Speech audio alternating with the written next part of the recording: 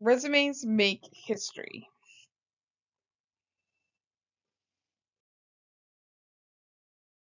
Employers give a lot of attention to the work history section of a resume.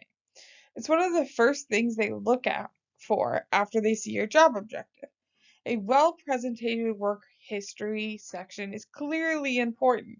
Building one that maximizes your experience is what this video is all about. So location, location, location. Where you list your previous positions, it depends on what type of resume format you're using. Writing history. Of all the sections on your resume, work history is the most likely to be verified by a potential employer. Be sure your entries in this section coincide exactly with the information your former employers will give. You don't have to tell everything in this section. Work history can get tricked for any of the following reasons. Dates that go back so far, they trigger an age discrimination.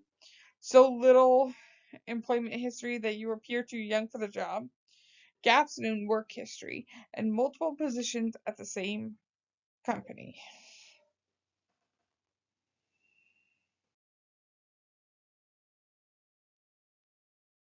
Fight age discrimination. In general, you are not expected to go back further than 10 years, but you can if it's to your benefit. To help you figure out how far back you can go in your work history, consider the following. How relevant your earliest positions are to your job objective, how old you want to appear on your resume. Age discrimination works in two ways.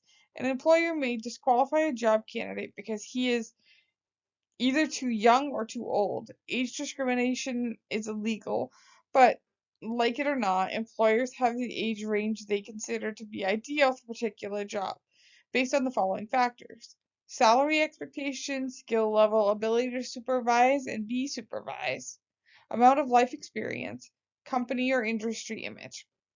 A well-written resume uses dates to lead the employer to deduce that you are the ideal age for the job you're after, regardless of your actual age.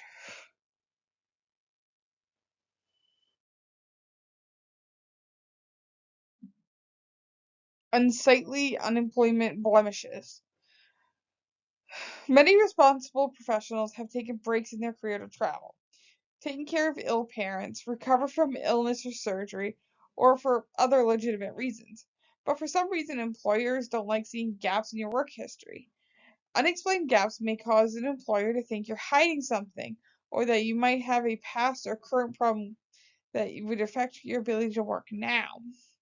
They would rather see an unemployed time explained, especially if the explanation is somehow connected to your job,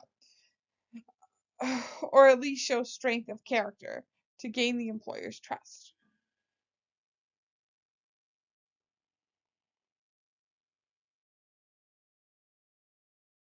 Building the gaps.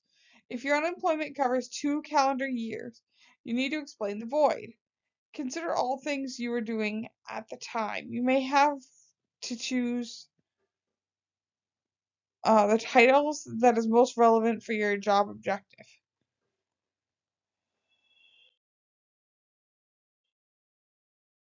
Character that counts.